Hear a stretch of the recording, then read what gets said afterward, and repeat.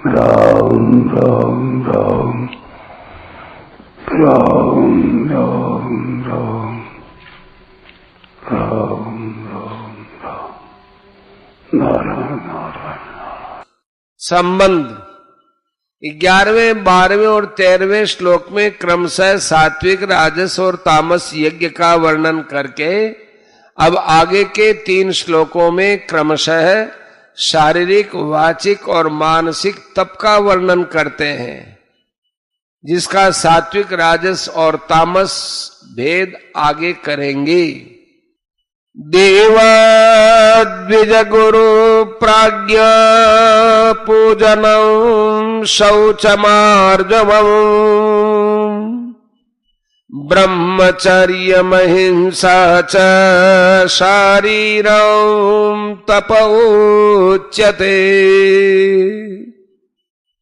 देवता, ब्राह्मण, गुरुजन और जीवन मुक्त महापुरुष का यथा योग्य पूजन करना, शुद्धि रखना, सरलता, ब्रह्मचर्य का पालन करना और हिंसा न करना, यह शरीर संबंधी तप कहा जाता है।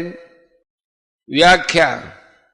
देवद्विज गुरु प्राज्ञ पूजनम, या देव शब्द मुख्य रूप से विष्णु, शंकर, गणेश, शक्ति और सूर्य, इन 5 ईश्वर कोटि के देवताओं के लिए आया है। इन 5 में जो अपना इष्ट है, जिस पर अधिक श्रद्धा है, उसका निष्काम भाव से पूजन करना चाहिए। 12 आदित्य, 8 वसु, 11 रुद्र और 2 अश्विनी कुमार, ये 33 शास्त्रोक्त देवता भी देव शब्द के अंतर्गत आते हैं। यज्ञ, तीर्थ, व्रत आदि में, दीप मालिका आदि विशेष पर्वों में और जात कर्म, चूड़ा कर्म, यज्ञोपवीत, विवाह आदि संस्कारों के समय जिन देवताओं के पूजन का शास्त्रों में विधान है, उन सब देवताओं को भी दैव शब्द के अंतर्गत मानना चाहिए। इन देवताओं का यथावसर पूजन करने के लिए शास्त्रों की आज्ञा है। अतः हमें तो केवल शास्त्र मर्यादा को सुरक्षित रखने के लिए अपना कर्तव्य समझकर निष्काम भाव से इनका पूजन करना है। ऐसे भाव से इन देवताओं का भी यथावसर पूजन करना चाहिए।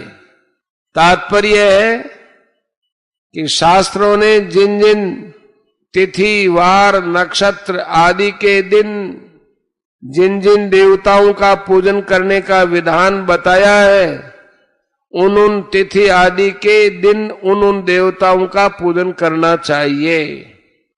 द्विज, द्विज शब्द यहां ब्राह्मण, क्षत्रिय और वैश्य, इन तीनों का वाचक है, परंतु यहां पूजन का विषय होने से इसे केवल ब्राह्मण का ही वाचक समझना चाहिए, क्षत्रिय और वैश्य का नहीं।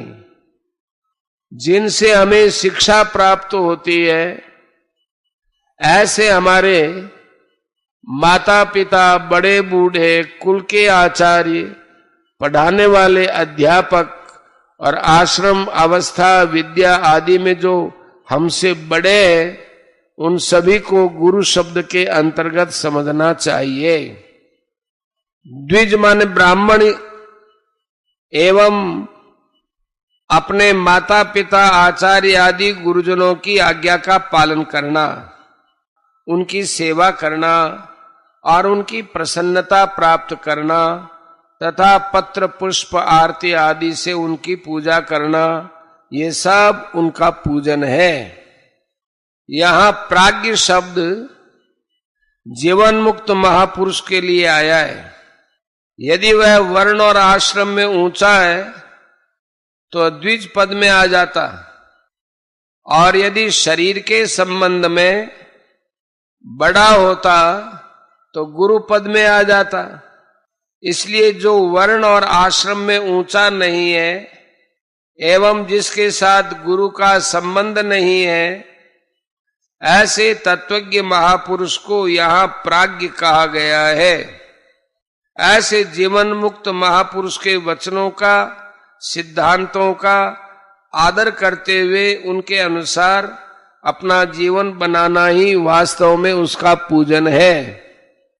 वास्तव में देखा जाए तो द्विज और गुरु तो सांसारिक दृष्टि से आदरणीय है, पूजनीय है, परंतु प्राज्ञ तो आध्यात्मिक दृष्टि से आदरणीय है, पूजनीय है। अतः जीवन मुक्त का हृदय से आदर करना चाहिए, क्योंकि केवल बाहरी आदर ही आदर नहीं होता, प्रत्युत हृदय का आदर ही वास्तविक आदर है, पूजन है।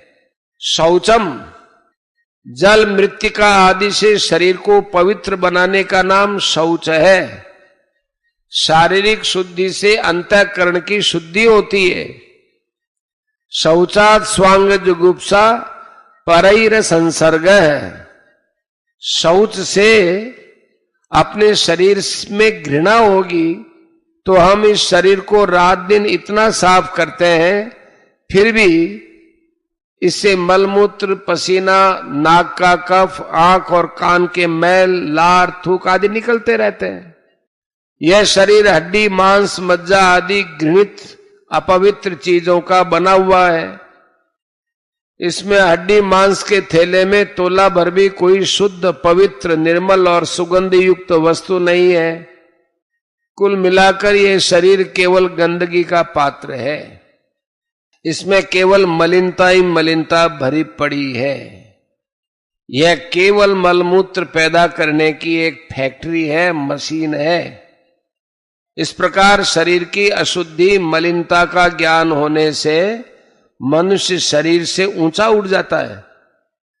शरीर से ऊंचा उठने पर उसको वर्ण, आश्रम, अवस्था आदि को लेकर अपने में बड़प्पन का अभिमान नहीं होता। इन्हीं बातों के लिए शौच रखा जाता है। आजकल प्राय लोग कहते हैं कि जो शौचाचार रखते हैं वे तो दूसरों का अपमान करते हैं, दूसरों से घृणा करते हैं। ऐसा कहना बिल्कुल गलत है, क्योंकि शौच का फल ये नहीं बताया कि तुम दूसरों का तिरस्कार करो, प्रत्युत यह बताया गया है कि इससे दूसरों के साथ संसर्ग नहीं होता, परैर संसर्ग है। तात्पर्य यह है कि शरीर मात्र से ग्लानि हो जाएगी कि ये सब पुतले ऐसे ही अशुद्ध हैं। जैसे मिट्टी के ढेले को जल से धोते चले जाएं तो अंत में सब गलकर समाप्त हो जाएगा, पर उसमें मिट्टी के सिवाय कोई बढ़िया चीज नहीं मिलेगी। ऐसे ही शरीर को कितना ही शुद्ध करते रहो, पर वह कभी शुद्ध होगा ही नहीं, क्योंकि इसके मूल में ही अशुद्धि है। स्थानाद बीजात उपस्तंभान निस्यंदान निधनादपि काय माधेय शोचत्वात् पंडिता यशुचिम विदुः। योग दर्शन का दूसरे पाद का 5वां सूत्र का व्यास भाष्य है। विद्वान लोग शरीर को स्थान माने माता के उदर में स्थित, दूसरा बीज माने माता पिता के रजोवीर्य से उद्भूत, उपस्तंभ माने खाए पिए हुए आहार के रस से परिपुष्ट, निस्यंदात माने मलमूत्र, थूक, लार, स्वेद आदि श्रावयुक्त, निधनात माने मरण धर्मा और आधेय शौचात माने जल मृत्तिका आदि से प्रक्षालित करने योग्य होने के कारण यह अपवित्र माना गया है। आर्जवम, शरीर को ऐंठ अकड़ का त्याग करके उठने बैठने आदि शारीरिक क्रियाओं को सीधी सरलता से करने का नाम आर्जव है। अभिमान अधिक होने से ही शरीर में टेढ़ापन आता है। अतः जो अपना कल्याण चाहता है, ऐसे साधक को अपने में अभिमान नहीं रखना चाहिए। निरभिमानता होने से शरीर में और शरीर के चलने, उठने, बैठने, बोलने, देखने आदि सभी क्रियाओं में स्वाभाविक ही सरलता आ जाती है, जो आर्जव है। ब्रह्मचर्यम, ये 8 क्रियाएं ब्रह्मचर्य को भंग करने वाली हैं। पहला, पहले कभी स्त्री संग किया है उसको याद करना। दूसरा, स्त्रियों से राग पूर्वक बातें करना। तीसरा, स्त्रियों के साथ हंसी दिल लगी करना। चौथा, स्त्रियों की तरफ राग पूर्वक देखना। पांचवा, स्त्रियों के साथ एकांत में बातें करना। छठा, मन में स्त्री संग का संकल्प करना। सातवां, स्त्री संग का पक्का विचार करना। और आठवां, साक्षात स्त्री संग करना। ये 8 प्रकार के मैथुन विद्वानों ने बताए हैं। स्मरणम, कीर्तनम, केलिहि, प्रेक्षणम, गुह्य भाषणम, संकल्पोद्यवसायश्च, क्रिया निष्पत्तिरेव च, एतन मैथुन नमष्टांगम प्रवदन्ति मनीषिणः, विपरीतम ब्रह्मचर्यम अनुष्ठेयम मुमुक्षुभिः।